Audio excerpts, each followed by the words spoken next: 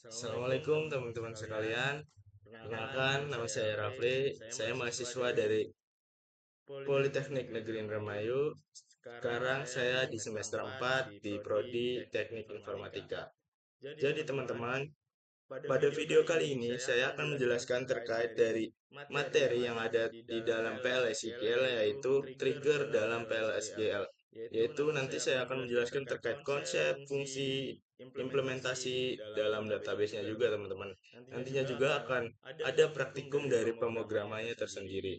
Oke, lanjut kita materinya saja teman-teman. Pada materi yang pertama yaitu kita mengenal atau mendefinisikan dulu terkait materi yang kita bawakan, yaitu terkait trigger. Apa itu sih trigger, teman-teman? Jadi trigger adalah suatu mekanisme otomatis dalam database yang merespon peristiwa tertentu.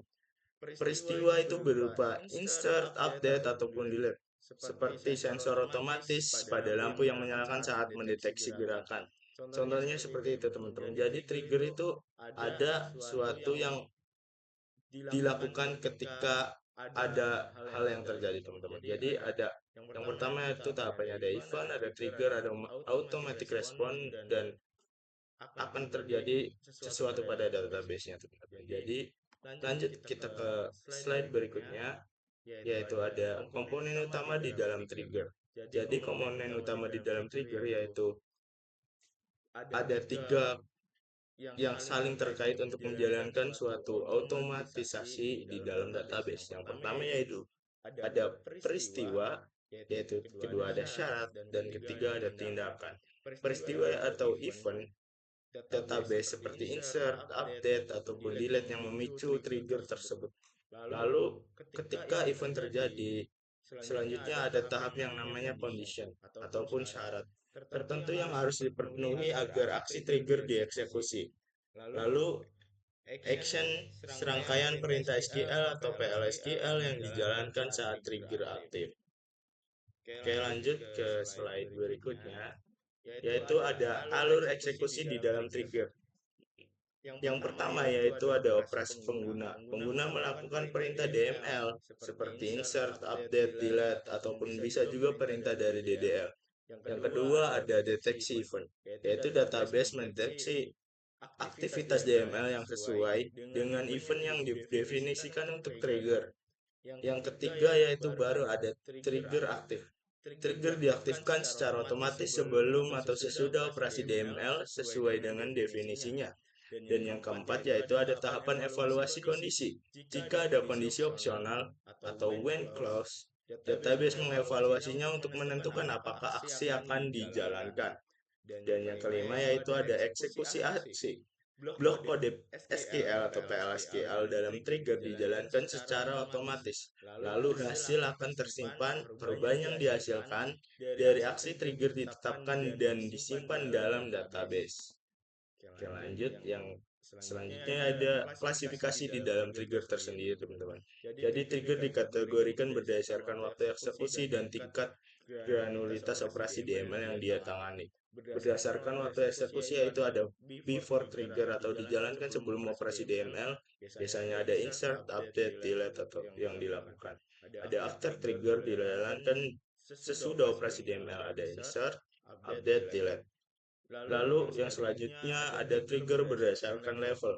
Level yang pertama yaitu ada raw level trigger dijalankan untuk setiap baris data yang terpengaruh oleh operasi dari DML. Yang kedua yaitu ada statement level trigger dijalankan sekali. Seluruh statement DML terlepas dari jumlah baris yang terpengaruh.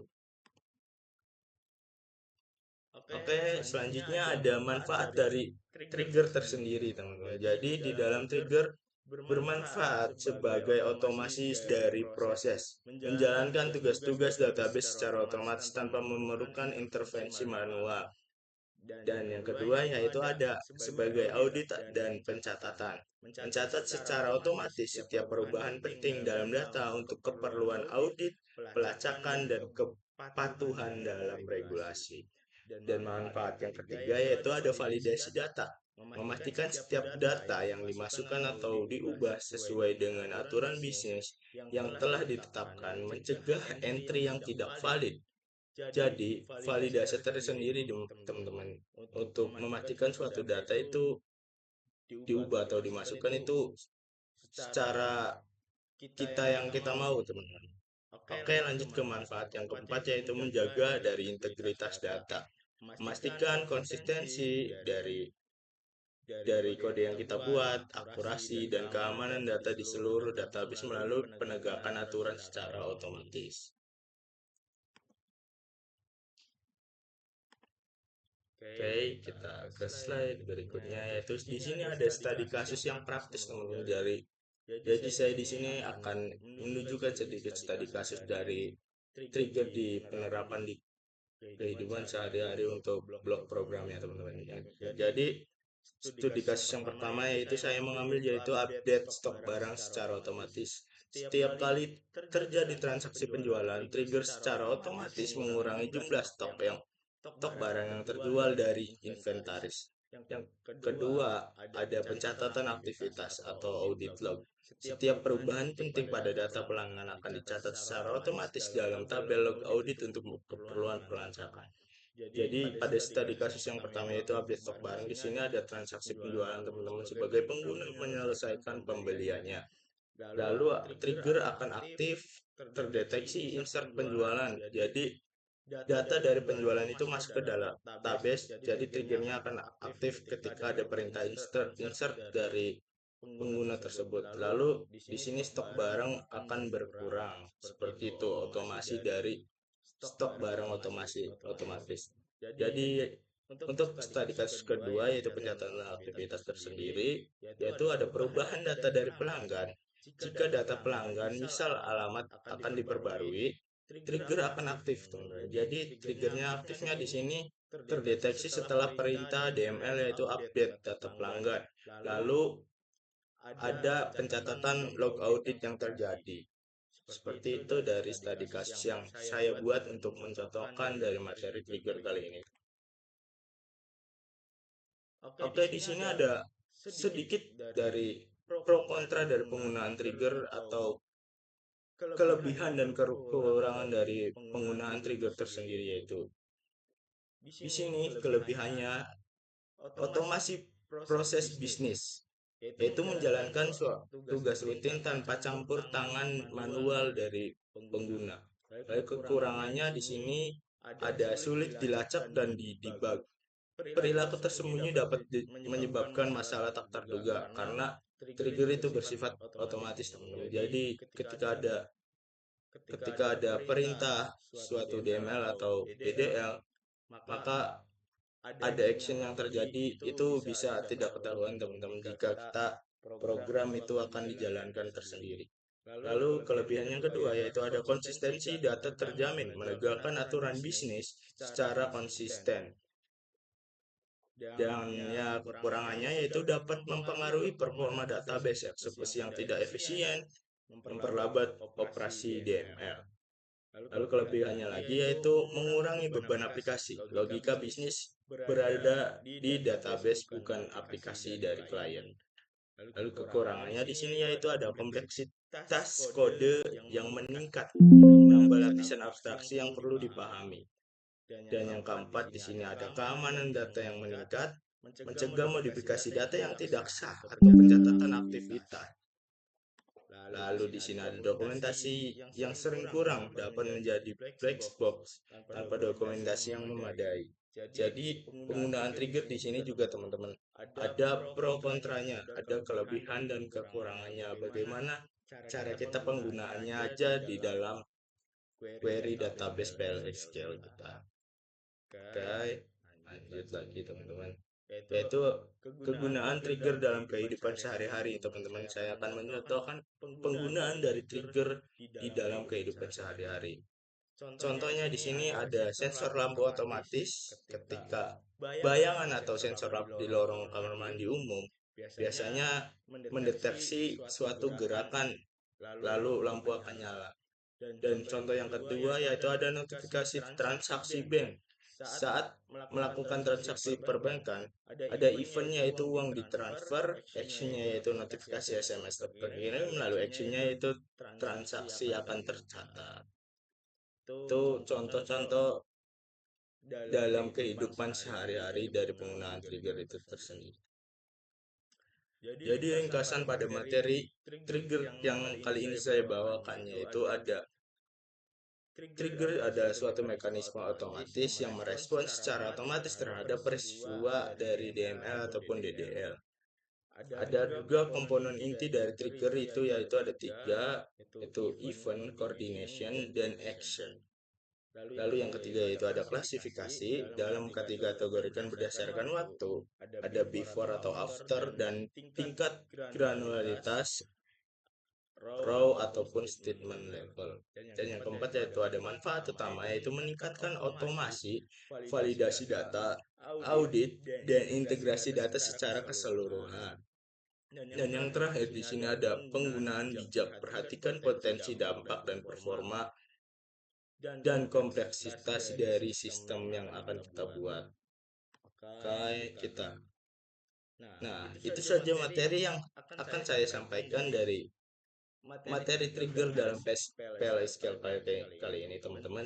Jadi, lebih baiknya kita akan praktekkan materi-materi yang tadi saya sampaikan itu ke dalam blok programnya, teman-teman.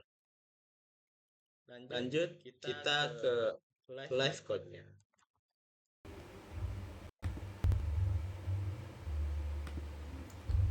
Oke teman-teman sekalian, jadi kita lanjut untuk membuat dari kode program trigger yang tadi kita jelasin secara teori. Kita akan pada ini. Pertama kita tentunya membuat terlebih dahulu.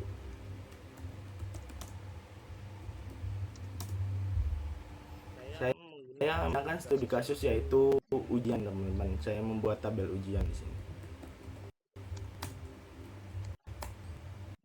Pertama yaitu tentu ada ID sebagai number dan primary key.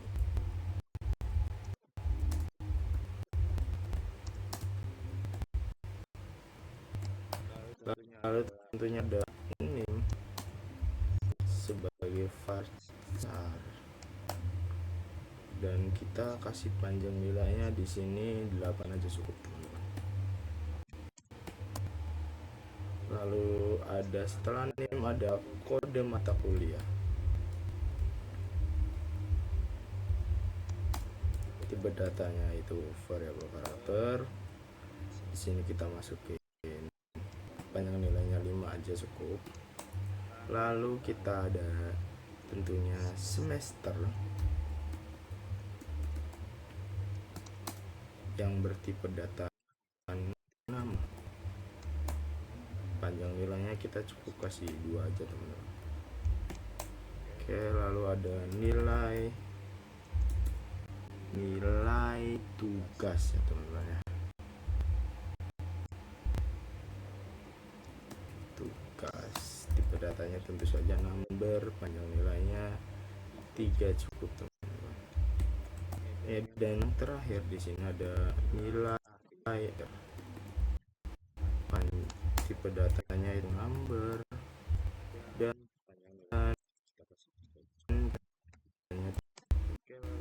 kalau kita tutup di sini. Lalu setelah kita membuat tabel, tentunya kita membuat dari tabel tersebut yaitu insert into ujian values. Makin teman-teman isinya di sini. Yang pertama yaitu ada isi ID nilai 1. Terus yang kedua yaitu ada name dengan tipe data variabel karakter. Di sini tentunya menggunakan string. Name saya itu 2403.066. Di sini lalu ada kode mata kuliah dengan variabel karakter. Kita di sini masuk aja BDL. Lalu selanjutnya ada semester teman-teman. Jadi semester ini kan number kita kasih di semester 4. Lalu ada setelah itu ada kita masukkan 87 teman-teman. Lanjut kita nilai akhir 90.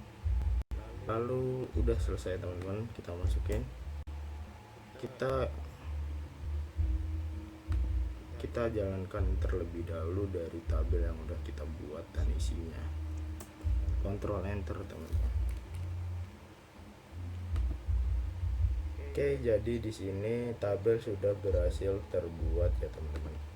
Lalu tahap selanjutnya kita masuk ke dalam pembuatan triggernya nih teman-teman. Jadi pada trigger kali ini saya akan membuat 2 trigger teman-teman, yaitu ada trigger before dan trigger after yang dilakukan dan dipicu oleh adanya DML dan DDL teman-teman. Oke, langsung saja kita ke pembuatan kodenya. Sini kita create dulu, create or replace trigger teman-teman. Kita membuat triggernya, lalu di sini kita masukkan nama triggernya atau trigger yang misalnya proteksi ujian DDL teman-teman yang pertama. Oke, ini kita buat before. Yang pertama yaitu kita membuat before dulu ya teman-teman. Drop or alter skema. Jadi dimana kita itu membuat trigger yang dipicu oleh DDL terlebih dahulu, yaitu ketika drop atau alter dari skema tabelnya, maka trigger nanti akan dipicu teman-teman. Kita ke programnya, itu begin. Kita di sini mempercabangan terlebih dahulu jika directory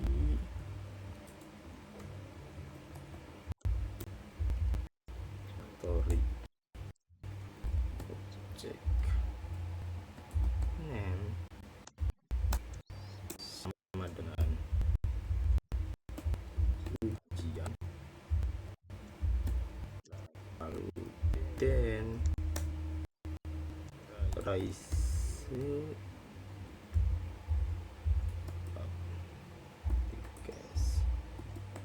dan error.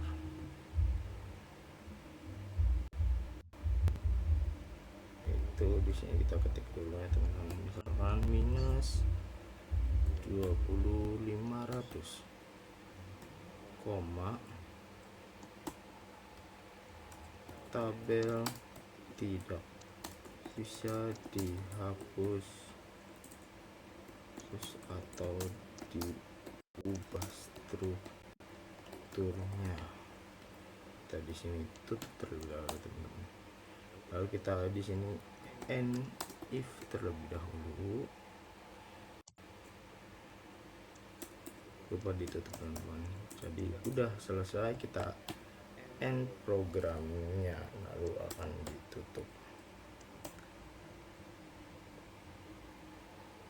Lalu di sini kita akan menjalankan triggernya terlebih dahulu, apakah berhasil di sini.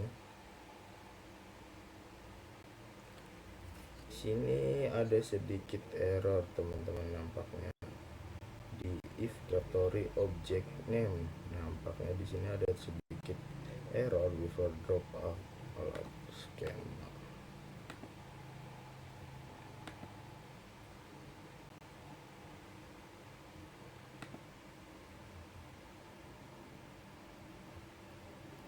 Sini errornya yaitu outline 1 kolom 1. Trigger dengan trigger before dot alter skema bikin if directory object yang sama dengan ujian then press aplikasi error.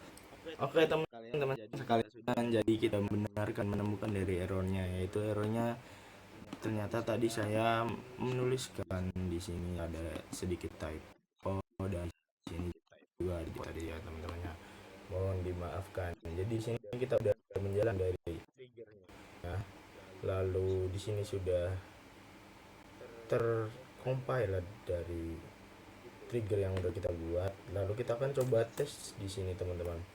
Di sini kita coba tes drop table ujian yang udah kita buat.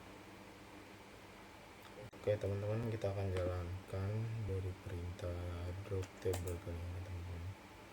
Nah di sini sudah keluar trigger yang kita buat di sini before drop teman-teman. Jadi di sini dilarang menghapus drop atau mengubah struktur dari table ujian ini teman-teman.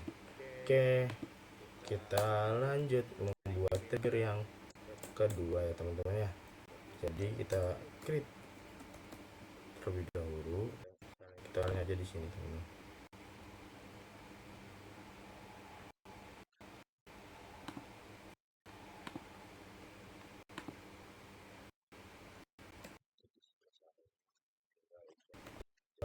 Namanya di sini trigger, kita kasih nama log DML ujian. Kita di sini kita membuat trigger after yaitu teman-teman ya. Kita membuat trigger yang kedua yaitu trigger dari after. Ini after insert or update or delete on ujian. Ini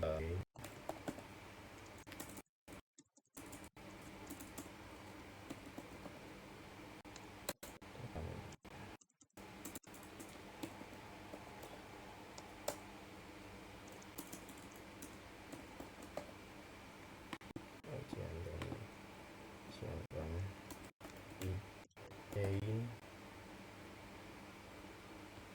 kita akan bikin di sini ada akan bikin, lalu kita akan mengoutputkan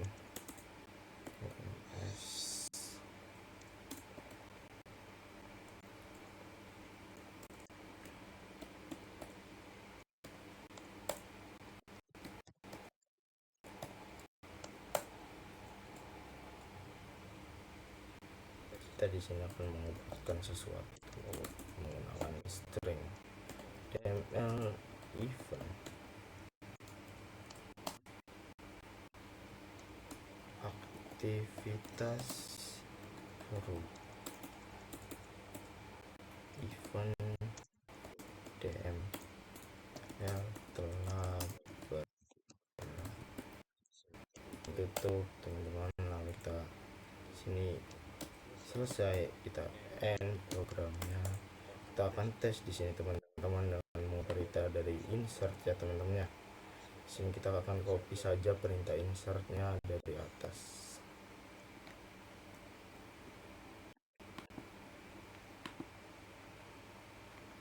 Oke, kita taruh di sini teman-teman. Kita ini ubah saja, ini 2, namanya PWL, kode semesternya 3, nilainya 80, sini 97. Oke teman-teman, kita coba jalankan terlebih dahulu trigger yang kita buat dulu teman-teman, baru kita jalankan perintah dari insertnya yang ada di bawah. Kita tunggu teman-teman apakah akan berhasil dari trigger before yang trigger after yang kita udah buat teman-teman dari DML kali ini. Oke teman-teman, setelah tadi sedikit gambaran terkait kondisi jaringan pada internet, setelah dijalankan kembali, lalu trigger itu sudah berhasil terjalankan. Itu trigger log DML ujian itu compiled atau berhasil dijalankan. Kita ini di sini coba masukkan data kepada skema yang udah kita buat di sini teman-teman. Kita akan lihat apa reaksi dari trigger yang udah kita buat dari trigger afternya. Oke, di sini udah keluar ya teman-teman, triggernya udah berhasil terjalankan. Dikarenakan di sini muncul dari string yang udah dibuat, yaitu di sini DML event, aktivitas event DML telah berhasil.